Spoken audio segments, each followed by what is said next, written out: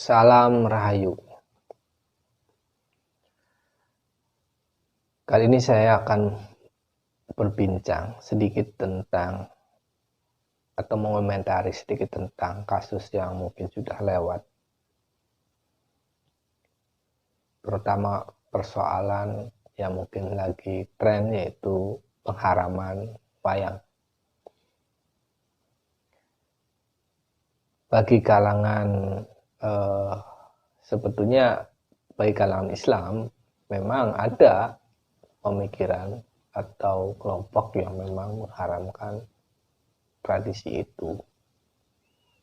Bukan sesuatu yang baru juga sih sebetulnya, sehingga saya juga memang tidak perlu harus marah-marah walaupun saya tidak sependapat dengan pandangan Ustadz itu. Apalagi bagi kalangan orang yang sudah memasuki dunia spiritualis, ya tidak lebih memahami secara menyeluruh lah pandangan-pandangan kelompok-kelompok A, B, C itu sudah dipahami, dan juga tidak tergoyahkan dengan istilah-istilah syirik, musyrik dan lain sebagainya. Karena seorang spiritualis itu kan bergerak pada ranah yang sifatnya esoteris, ya, sifatnya lebih pada pendekatan batiniah, ya, pengenalan yang hakikat yang sesungguhnya, makna-makna yang sesungguhnya yang itu kadang-kadang tidak masuk, tidak terlalu mementingkan persoalan-persoalan yang sifatnya formil, keagamaan, untuk mengidentifikasikan pada agama-agama tertentu. Seorang spiritualis itu kan lebih universal untuk memahami nilai-nilai, praktek-praktek ibadah dan lain sebagainya itu lebih bersifat universal, sehingga sebetulnya kalau harus mengomentari persoalan seperti ini ya memang akhirnya harus turun lagi ke bawah namun saya hanya ingin menjelaskan bahwa mungkin dalam pandangan saya bahwa Ustadz itu tidak memahami wayang, bahwa nilai-nilai wayang itu memang syarat dengan bukan saja cerita tetapi juga nilai-nilai kerohaniannya itu ada. Dan orang yang mungkin juga bagi yang pernah belajar tentang karakter seseorang, tabiat seseorang, maka akan lebih terasa sekali kalau kita melihat wayang, karena wayang itu memiliki atau mengajarkan kita tentang 1000 macam karakter manusia yang muncul, ya, tabiatnya, sifatnya, sifat orang-orang model seperti itu tuh nantinya akan begini perilakunya, akan begitu perilakunya dan sebagainya, tanpa harus kita terkelabui dengan tutupnya baju-baju kesolehan dan sebagainya.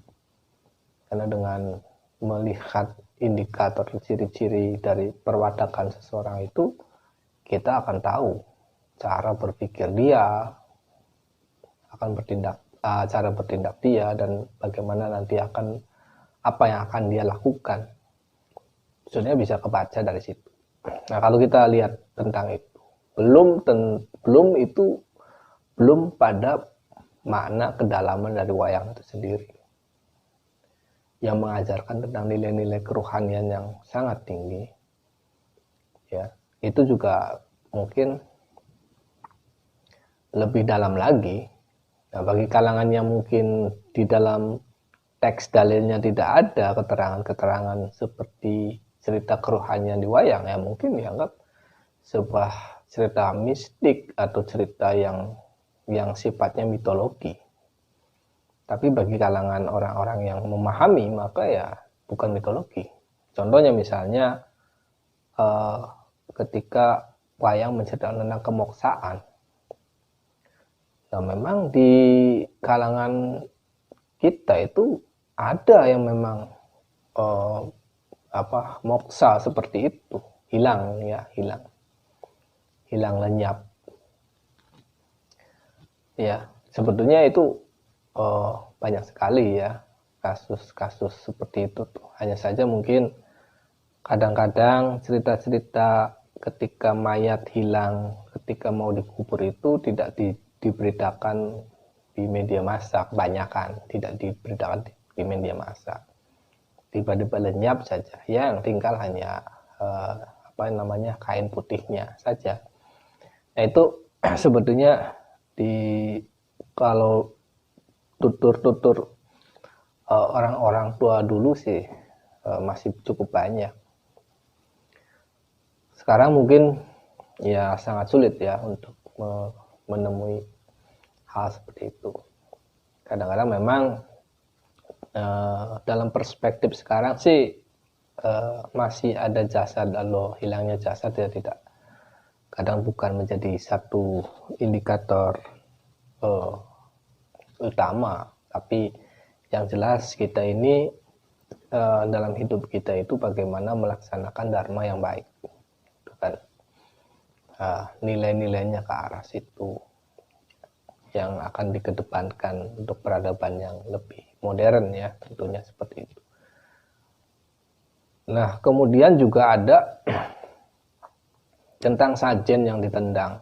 Nah, ini juga tidak orang-orang yang melakukan tindakan seperti ini sebenarnya tidak pernah memahami tentang sajen ya, bahwa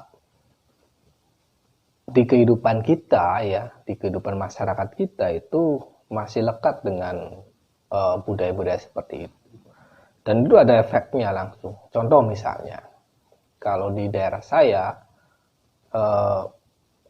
istilahnya nanggap wayang itu atau pentas wayang itu harus ada sajen ya, kalau enggak ya bakal ada masalah ya, bahkan kalau cerita-cerita pakem yang menceritakan tentang tokoh-tokoh pembesar di daerah saya misalnya ya, kalau tidak ada sajennya ya otomatis kadang-kadang si dalangnya mati.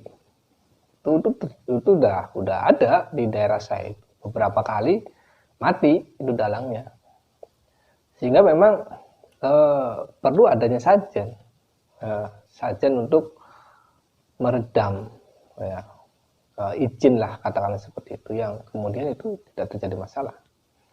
Kedua, di daerah saya di beberapa tempat itu memang sajen itu menjadi prasyarat utama ketika orang mengadakan hajatan ya, ada tanggapan yang rame-rame dan sebagainya, itu harus ada. Kalau nggak ada ya ada yang sakit dan sebagainya, itu terjadi. Kalau tidak dilakukan ya akan seperti itu. Jadi makna sajen di kalangan masyarakat kita itu memang tidak bisa dihilangkan begitu saja, karena apakah itu persoalan syirik musyrik ya terserah itu ya, bagaimana kita memaknainya. Persoalan-persoalan sajen itu di masyarakat kita, karena sajen itu real. Kalau di daerah Palimanan misalnya ya, sampai sekarang itu kalau namanya gecok ya, itu ya sajian bentuknya gecok, ada daging, ada macam-macam di situ. Kalau tidak dilaksanakan ya ada tumbal, dan itu sudah sering terjadi, atau pada desa-desa tertentu yang memang harus mengharuskan ada sajian-sajian tertentu.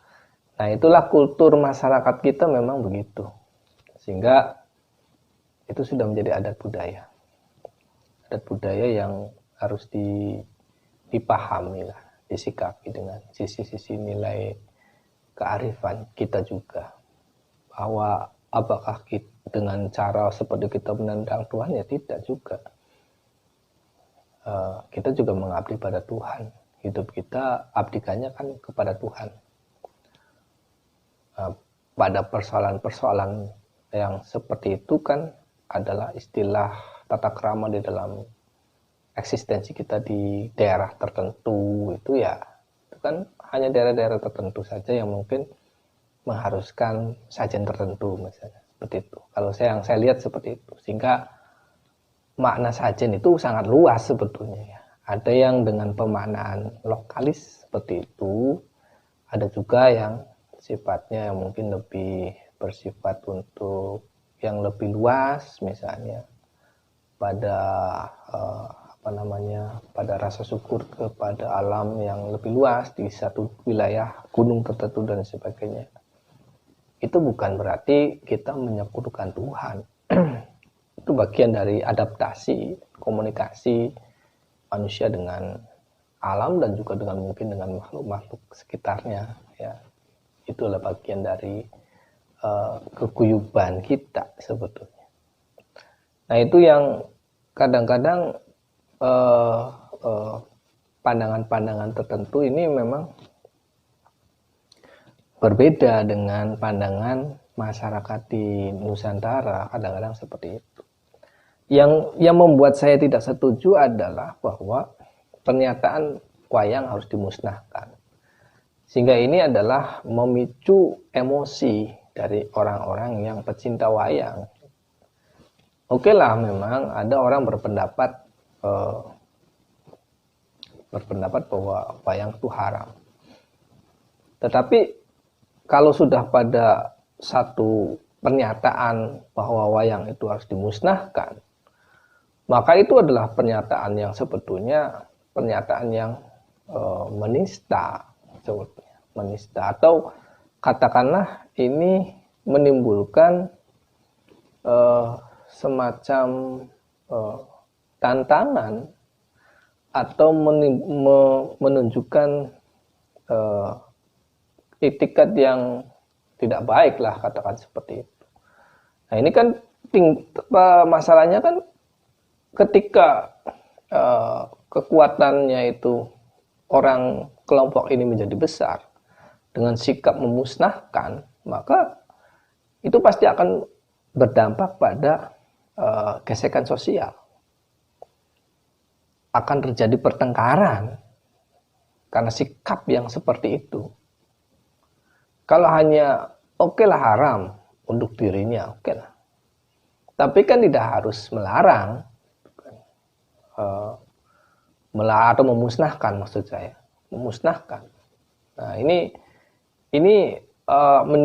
bisa menjadi dasar konflik ketika kelompok orang seperti ini akan membesar, dan akan apalagi berkuasa. Maka ini bisa dibayangkan Indonesia ini bila orang-orang seperti itu menjadi penguasa, maka ya dibabat habis ya, karena sikapnya itu, anjurannya itu memusnahkan. Nah, ini juga harusnya menyadarkan ya kepada kita semua bahwa saudara-saudara kita juga harus juga dijaga supaya nilai-nilai kebinekaan di Indonesia itu tetap lestari.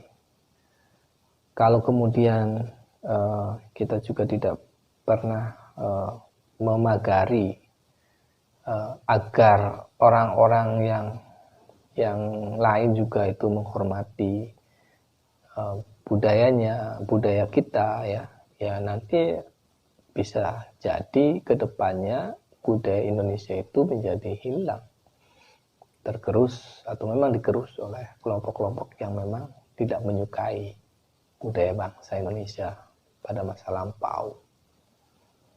Nah, apalagi kalau misalnya kekuatannya berimbang, ya ini terjadi pergesekan yang bisa memicu konflik karena sikapnya itu sudah terlihat ya aktif untuk menghancurkan atau menegasikan pihak lawan secara aktif.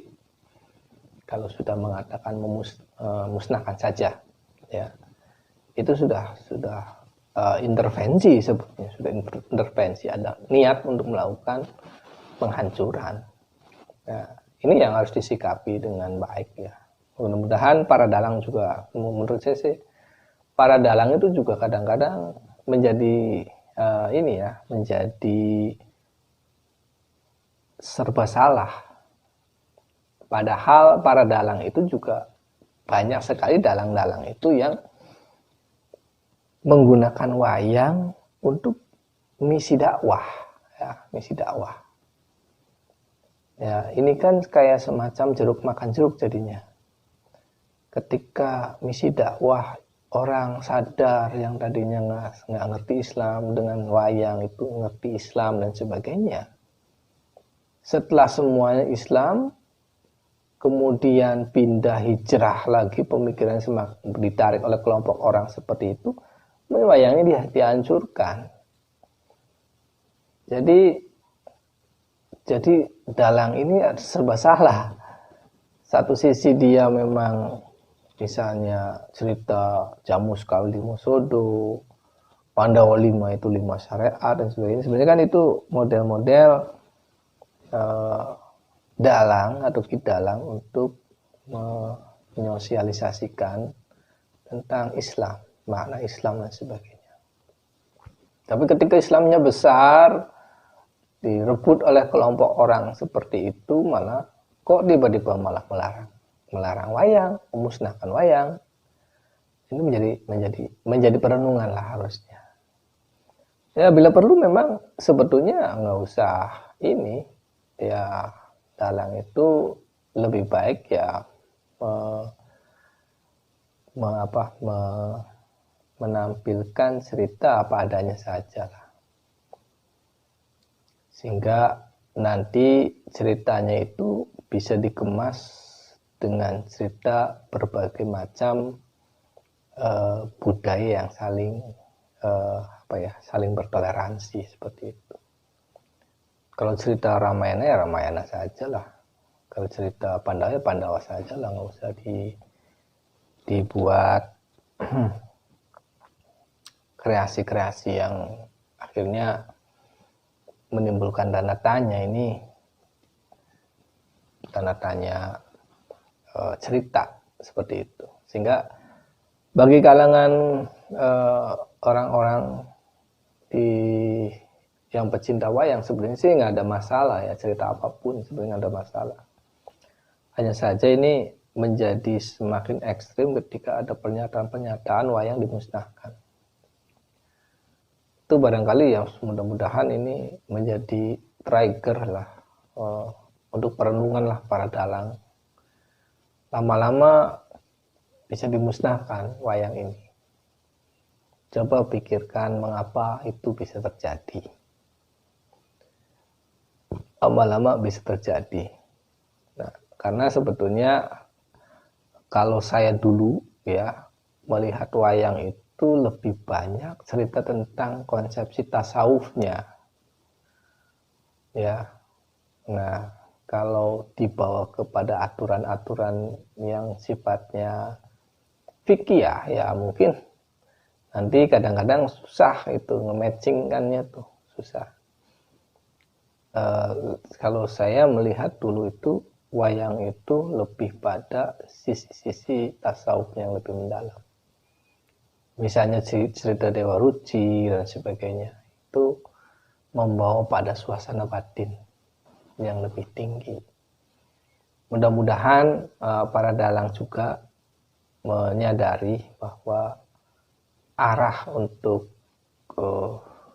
pedalangan cerita-cerita lakon wayang ini masuk pada yang lebih substantif, sehingga nilai-nilai toleransinya itu, nilai-nilai toleransi yang ada di wayang itu semakin terekspos lebih tegas, lebih jelas. Itu pesan saya untuk para dalang ya, agar ini bisa dikemas lebih baik lagi, lebih substantif lagi, ya, lebih bermakna lagi, sehingga nanti nilai-nilai ajarannya itu bukan sekedar satu sisi, hanya seolah konsumsi orang Islam saja, atau orang Hindu saja, atau orang Buddha saja, tetapi ini sebetulnya bisa mengcover seluruh agama. Itu dari saya. Mudah-mudahan ini menjadi trigger agar wayang Indonesia bisa lebih universal. Salam, salam, salam rahayu.